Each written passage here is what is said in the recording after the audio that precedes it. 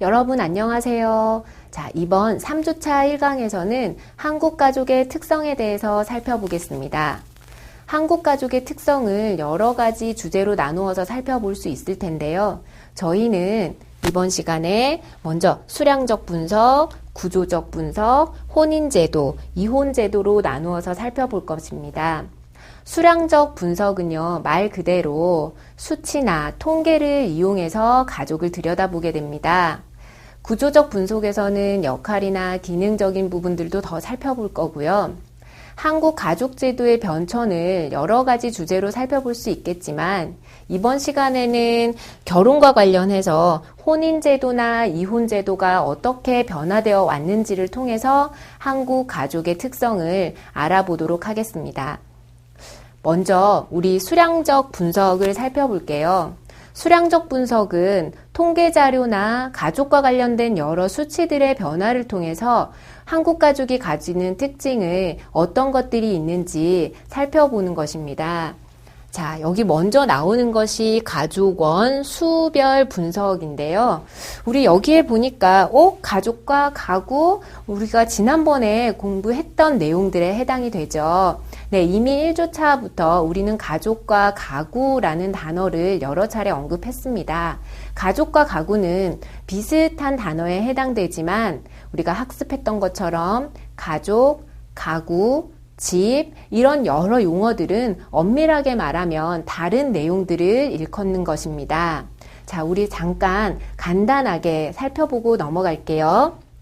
자, 먼저 가족이 나옵니다.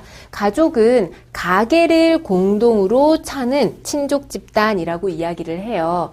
우리 물론 가족을 여러분들도 여러 가지 정의로 개인적으로 정의 내릴 수 있죠. 아, 나에게는 울타리 같은 집단, 가족 아니야? 같이 먹고 살고 사는 사람들이 가족 아니야? 우리 이렇게 이야기하는데요. 우리가 여러 국가 사업에서의 통계 자료를 내거나 사전적인 정의로 우리가 내릴 때는 가족은 가계를 공동으로 하는 친족 집단이라고 내립니다.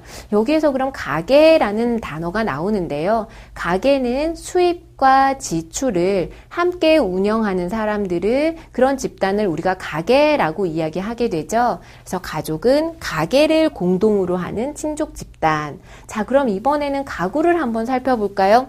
가구는 가족과 다른 점이 주거와 가계를 같이 하는 집단이라고 되어 있습니다. 주거를 함께 한다는 게 들어가는데요. 한마디로 같은 집 공간 안에서 먹고 산다라는 이야기가 되겠죠.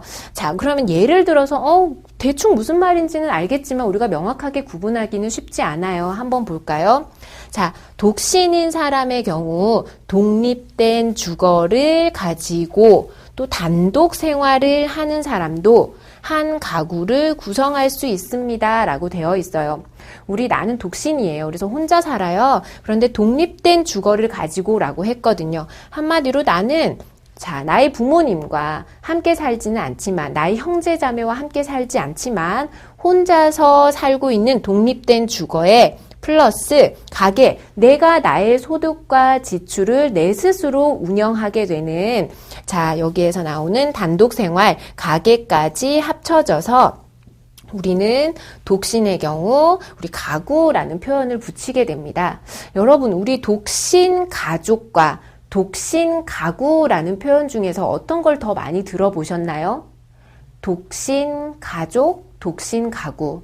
네, 맞습니다. 두 번째에 나오는 독신 가구라는 표현을 더 많이 들어보셨죠? 네, 우리가 왜냐하면 통계청이나 이런 여러 국가적인 정책이라든가 이런 데서 언급을 할 때 독신 가족보다는 주거와 가계를 같이 하는 집단이라는 뜻인 가구를 붙여서 우리 사용하게 되기 때문에 우리에게 익숙한 용어인 것 같습니다. 자, 다음으로 가구를 그 구성원에 따라서 분류해 봅시다 라고 되어 있어요. 우리 앞서 공부했던 내용 기억나시나요? 네, 우리 간단하게 한번 정리해보고 넘어가도록 하겠습니다. 주거를 단위로 해서 근거로 해서 이루어지는 가구와 우리 방금 살펴봤죠. 독신 가구라고 해서 예를 들어서 살펴봤습니다. 그리고 가족의 차이에 우리는 유의를 해야 한다. 두 가지가 비슷한 단어 같지만 두 가지는 아주 엄밀히 다른 개념입니다. 그래서 어떻게 그러면 다른가요? 한번 살펴보도록 할게요. 먼저 가구원이 전부 가족 구성원으로 이루어진 경우, 자, 우리 이렇게 한 가구가 있을 때 한번 살펴볼게요. 이 가구원은 전부 가족 구성원일 경우 가구와 가족, 자, 이 가구와 가족은 같게 됩니다. 자, 두 번째 예를 한번 볼까요? 가족 구성원과 여기 있고요. 고용인 혹은 동거인으로 이루어진 경우라고 되어 있어요.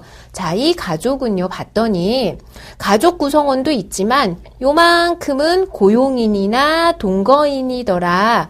그러면 실제 가족 구성원은 요만큼이고 나머지는 고용인과 동거인이다. 그래서 가구와 가족이 서로 다른 경우를 해당이 됩니다.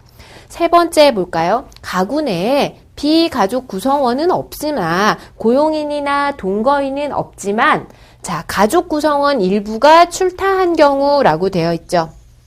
자, 가구 내에 비가족 구성원 이런 부분은 없어요. 그런데 그 중에 일부가 집을 떠나서 다른 곳에서 거주하거나 생활하고 있을 경우 우리는 가구와 가족이 규모가 다르게 됩니다.